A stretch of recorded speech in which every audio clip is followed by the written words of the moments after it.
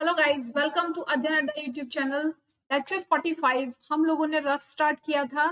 एक लेक्चर हमारा रस के ऊपर हो चुका है। आई होप आप सब लोगों को समझ में आया होगा कि रस क्या होता है। क्या हम लोगों ने डिस्कस किया था, एक तो रस क्या होता है और रस के कितने अंग होते हैं, है ना। कितने अंग होते हैं, कौन कौन से अंग हमने किए थे, याद है आप लोगों को। रस के हमने 4 अंग किए थे: स्थायी भाव, विभाव, अनुभाव और संचारी भाव। और ये भाव कब हमारे मन में आते हैं ये भी हम लोगों ने डिस्कस किया था। ठीक है। और एक चीज और जो मोस्ट इम्पॉर्टेंट थी और जो क्वेश्चंस आते रहते हैं जिसके ऊपर, वो था कि जो हमारा स्थायी भाव होता है वो कैसा भाव होता है। ठीक है, तो क्या आंसर होगा इसका? जो हमारा स्थायी भाव होता है वो प्रधान भाव होता है, यानी वो स्थायी भाव होता है ना।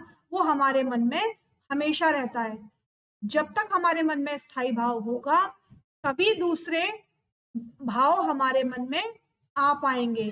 अगर स्थायी भाव हमारे मन में नहीं है तो कोई भी दूसरा भाव हमारे मन में प्रवेश नहीं कर सकता या जागृत नहीं हो सकता। तो आज हम उसके आगे करने वाले हैं। देखिए, भरत मुनि क्या बताया था कि जो रसों की खोज की थी वो किसने की थी? भरत मुनि ने की थी। तो क्वेश्चन इनके ऊपर आता है, रसों की खोज किसने की थी? ठीक है, 2-4 मुनियों के नाम दे देते हैं और उसमें साथ में भरत मुनि का भी नाम होता है। तो रसों की खोज किसने की थी? भरत मुनि ने की थी। लेकिन इन्होंने जो रस बताए थे वो 8 बताए थे संख्या में। ठीक है। और फिर दूसरे हमारे एक मुनि हुए जिनका नाम था अभिनव गुप्ता। अभिनव गुप्ता ने 9 रसों को मान्यता दी। तो आप जब भी क्वेश्चन टिक लगाएंगे, यानी क्वेश्चन जब आपसे पूछा जाएगा कि कुल हिंदी काव्य में कुल कितने रस होते हैं, तो हमें क्या बोलना होगा? हिंदी काव्य में कुल कुल 9 रस होते हैं। ठीक है। अब श्रृंगार रस में ही वात्सल्य और भक्ति रस को भी शामिल कर दिया गया। इसका मतलब कितने रस हो गए? 10 रस हो गए। ठीक है।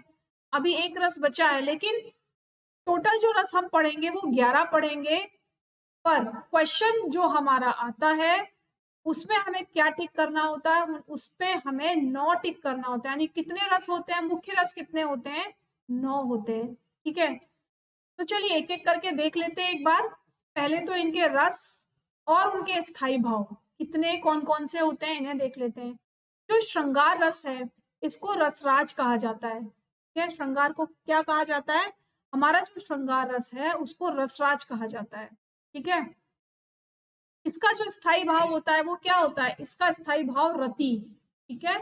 करुण का स्थायी भाव शोक, हास्य का स्थायी भाव हास, वीर का उत्साह, भयानव का स्थायी भाव भय, रौद्र का स्थायी भाव क्रोध, अद्भुत का आश्चर्य या विस्मय, शांत का निर्वेद या निर्वृति, विभत्स का जुगुप्सा, वात्सल्य का रति और भक्ति रस होता है अनुराग।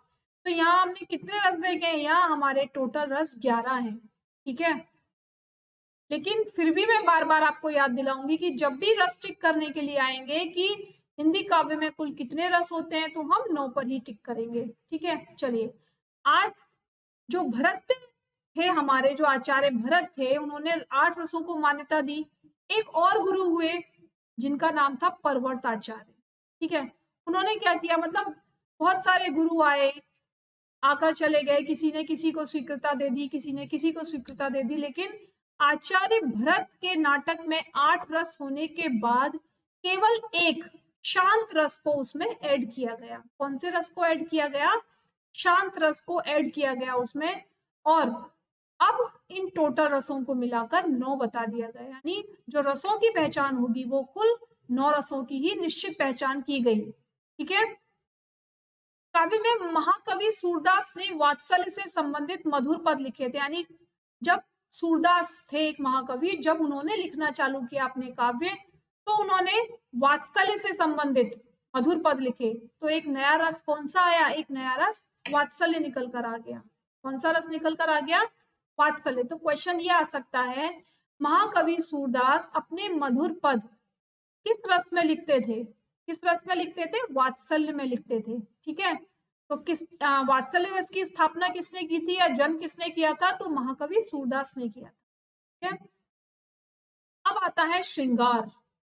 श्रृंगार रस जो होता है वो रसों का राज होता है, यानी रसराज होता है। इसको रसपति भी कहते हैं, रसपति भी कहते हैं, इसको रसराज भी कहते हैं। क्वेश्चन इसके ऊपर आते हैं, रसराज कौन से रस को कहा जाता है? तो आप लोग ध्यान रखेंगे, जो रसराज है वो श्रृंगार रस को कहा जाता है। देखिए, श्रृंगार का जब हम संधि विच्छेद करते हैं तो श्रृंग धन आर बनता है, ठीक है, श्रृंग धन आर बनता है। श्रृंग का मतलब होता है काम, वासना, है ना, और आर का मतलब होता है वृद्धि, यानी काम की वृद्धि। क्या होता है इसका मतलब? काम की वृद्धि। इसका मतलब ये जो श्रृंगार रस है ये किस किस के प्रेम को, या हाँ यही कह सकते हैं हम कि ये जो श्रृंगार रस है ये किसके बीच के प्रेम को दर्शाता है? ये भाई बहन के प्रेम के बीच को नहीं दर्शाता, ये माँ बेटे के प्रेम के बीच के रस को नहीं दर्शाता, ये केवल पति पत्नी या प्रेमिका और प्रेमी के बीच के रस को दर्शाता है, ठीक है। इसीलिए इसका नाम श्रृंगार रस है। क्यों? क्योंकि इसी में काम की वृद्धि होती है। अब श्रृंगार रस भी दो प्रकार के होते हैं। कौन कौन से होते हैं? एक तो होता है हमारा संयोग श्रृंगार रस और दूसरा होता है वियोग श्रृंगार रस। संयोग श्रृंगार रस कब होगा? जब कोई भी नायक नायिका, पति पत्नी या प्रेमी प्रेमिका बहुत समय के बाद मिलते हैं तो एक दूसरे को देखकर जो उनके मन में अनुभूति होती है ना, उसका वर्णन यहाँ किया जाता है। समझ में आया कि जब कोई भी प्रेमी प्रेमिका, नायक नायिका या पति पत्नी बहुत समय के बाद मिले हों तब उनके बीच में, यानी उनके मन में जो अनुभूति उत्पन्न होती है उसे हम संयोग श्रृंगार रस कहते हैं, ठीक। यहाँ क्या लिखा हुआ है? श्रृंगार रस का स्थायी भाव रति है। हाँ, हमने पढ़ा था अभी कि इसका श्रृंगार रस का जो स्थायी भाव होता है वो रति होता है, ठीक है। क्वेश्चन यहाँ से भी आते हैं कि आपको रस दे दिए जाएंगे और ये पूछा जाएगा बताइए इसका भाव क्या है, स्थायी भाव क्या है, ठीक है। अब आगे पढ़ते हैं। नर और नारी का प्रेम होकर श्रृंगार रस में रूप में परिणित होता है, यानी कोई भी दो नर नारी हो, वो प्रेमी प्रेमिका भी हो सकते हैं, पति पत्नी भी हो सकते हैं, नायक नायिका भी हो। इस रस में नायक नायिका के संयोग की स्थिति का वर्णन होता है, यानी दोनों के मिलन का वर्णन होता है। क्योंकि जब हमने श्रृंगार को संधि विच्छेद किया तो उसका मतलब क्या निकल कर आया? काम की वृद्धि। अब एग्जाम्पल देख लेते हैं। बरसत लालल लाल की मुरली धरी लुकाए, सो करे बहुनी हंसे देन नट जाए। भाई जब कृष्ण भगवान अपनी मुरली बजाते थे तो क्या होता था? बहुत सारी गोपियां उनके पास आ जाती थी, है ना, और इस चीज को देखकर जो राधा जी थी वो गुस्सा हो जाती थी, अपनी भौहें चलाने लग जाती थी और उनकी मुरली को छुपा लिया करती थी। यानी उनका प्रेम था वो श्री कृष्ण के लिए। वो ये चाहती थी कि श्री कृष्ण के पास केवल मैं रहूं, मेरे अलावा और कोई ना रहे, ठीक है। नेक्स्ट देखते हैं, एक और एग्जाम्पल है। हुए थे नैनों के क्या इशारे, इधर हमारे उधर तुम्हारे, चले थे अश्कों के क्या फव्वारे, इधर हमारे उधर तुम्हारे। अब जब नायक नायिका या प्रेमी प्रेमिका बहुत टाइम के बाद मिलते हैं तो क्या होता है? भाई हम खुद भी सोच कर देख सकते हैं कि जब हम आपस में बहुत समय के बाद मिलते हैं तब हमारे मन में एक अनुभूति आती है और एक खुशी हमारी आंखों से झलकती है। तो वही खुशी यहाँ झलक रही है कि संयोगवश मिल गए तो दोनों ने आंखों ही आंखों में बातें की, दोनों की आंखों से क्या निकल रहे थे? आंसू निकल रहे थे। किसके? खुशी के आंसू, है ना। और ये क्या है? यही तो श्रृंगार रस की प्रबल अनुभूति कराता है। यानी दो प्रेमी प्रेमिकाओं के मिलने पर चाहे वो बहुत जोर से हंसे, एक दूसरे को गले लगाएं और उनकी आंखों से आंसू निकलने लगे, तो ये सब क्या है? ये संयोग रस की प्रबल अनुभूति कराता है, ठीक है। समझ में आया आपको कि कहाँ हमें श्रृंगार रस का संयोग श्रृंगार रस बताना है। और नेक्स्ट अब हम पढ़ने जा रहे हैं वियोग श्रृंगार रस, ठीक है। वियोग मतलब होता है बिछुड़ना, यानी नायक नायिका जब एक दूसरे से बिछुड़ जाते हैं या बहुत समय तक दूर रहते हैं तो वो एक दूसरे को याद करते रहते हैं। जैसे श्री राम जब सीता से अलग हो गए थे, जब सीता को रावण उठाकर ले गया था तो सीता हमेशा उनकी याद में बैठी रहती थी और तरह तरह की चीजों में उनको ढूंढा करती थी, उनको देखा करती थी। तो ये क्या था ये वियोग श्रृंगार रस था। ठीक है, वियोग श्रृंगार रस को प्रलंबन भी कहते हैं, प्रलंबन श्रृंगार रस। तो कभी कभी इसका दूसरा नाम भी पूछ लिया जाता है कि ये जो वियोग श्रृंगार रस है इसका दूसरा नाम क्या है, या फिर ये वियोग ना देकर आपको ऑप्शन में प्रलंबन श्रृंगार रस दिया जाएगा। तो कंफ्यूज नहीं होना है, प्रलंबन का मतलब भी क्या होगा, प्रलंबन का मतलब होगा वियोग श्रृंगार रस। ठीक है, अब एग्जाम्पल देखते हैं। भूषण वसन विलोकत सिय के प्रेम विवश मन कम पुलक तनु नीरज नीर भय पिए के। यानी यहाँ पर आलंबन क्या है, सीता है, यानी कौन याद कर रहा है, सीता याद कर रही है। आश्रय क्या है, राम। क्यों, क्योंकि वो राम को याद कर रही है। सीता के आभूषण वस्त्र आदि उद्दीपन है, यानी सीता के जो वस्त्र हैं वो उद्दीपन है। जब राम ने सीता के वस्त्र देखे और सीता ने राम की अंगूठी देखी तो दोनों के लिए उद्दीपन क्या हो गया, सीता के लिए उद्दीपन क्या हुआ, अंगूठी हो गई, और राम के लिए क्या उद्दीपन हुआ, सीता के वस्त्र हो गए। तो दोनों के नयन कैसे हो गए, होठ कांपने लगे, आंखों में आंसू आ गए। अब यहाँ पर भी आंखों में आंसू आए थे और श्रृंगार संयोग रस में भी आंसू आए थे। तो फर्क क्या हुआ, फर्क ये हुआ कि वहां पर जो आंसू थे वो खुशी के थे और यहाँ पर जो आंसू आए थे वो एक दूसरे से दूर होने के थे। ठीक है, और दोनों के मन में कैसा भाव था, दोनों के मन में दर्द था एक दूसरे से बिछड़ने का। ठीक है, राम के रूप निहारती जानकी कंगन के नक की परछाई याते सबे सुधि भूल गई कर टेकी रही पल टारत नहीं। यानी सीता जी जो थी वो अपने कंगन के नग में राम की स्मृति को देख रही थी, राम की शक्ल को देख रही थी, और वो क्या कहना चाह रही थी, एक सेकेंड,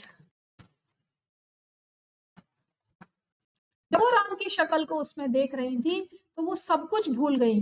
ठीक है, वो सब कुछ भूल गई, उन्हें कुछ भी याद नहीं रहा, उन्हें केवल इतना याद था कि हाँ मेरे राम मुझसे दूर हैं और मुझे उनके पास जाना है। ठीक है, तो ये क्या हुआ था, ये है हमारा वियोग श्रृंगार रस। और दूसरा क्या नाम था इसका, प्रलंबन श्रृंगार रस।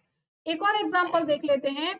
जल में शतदल तुल्य तरस सतरते रस सरसते तुम घर रहते हम न तरसते देखो दो दो मेघ बरसते मैं प्यासी की प्यासी आओ बनवासी।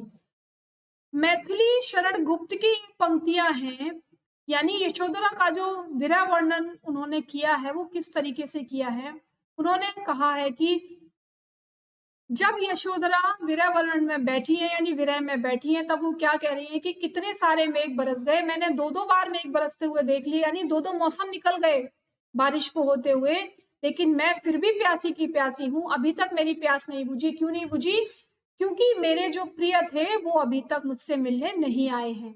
तो वो उनके इंतजार में बैठी हैं और बार बार ये कहती हैं कि आओ वनवासी, यानी वन में जाने वाले, तुम जल्दी से जल्दी वापस आओ, मैं तुम्हारे इंतजार में 2 साल से, 2 मेघ बरसते यानी 2 साल हो गए से बैठी हूँ, लेकिन मेरी प्यास अभी तक नहीं बुझी। कब बुझेगी मेरी प्यास, जब तुम वापस आ जाओगे, है ना।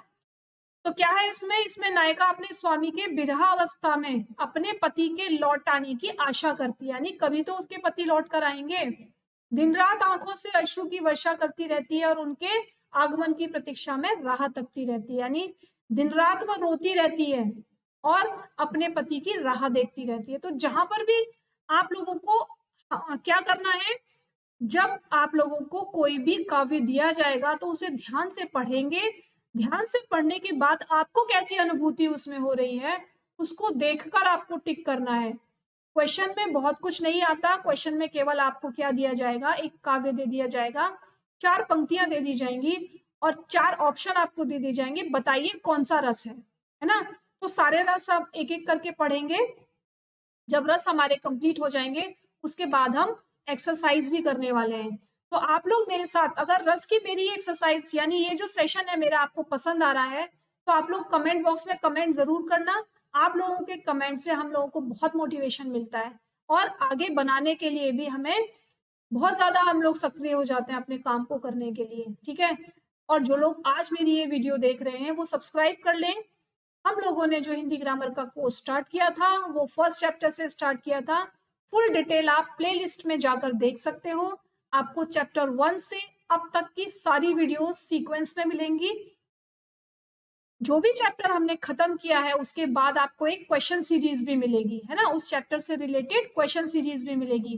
तो आप लोग इन क्वेश्चन सीरीज को साथ के साथ करते रहिए, क्योंकि ये जो क्वेश्चन है ये मोस्ट इंपॉर्टेंट क्वेश्चंस वही हैं हमेशा एग्जाम्स में जो आते हैं। तो इनको भी अगर आप कर लेंगे तो आप लोगों को डिटेल में पढ़ने की जरूरत नहीं है। चलिए अगले सेशन में फिर मिलेंगे, तब तक के लिए थैंक यू सो मच।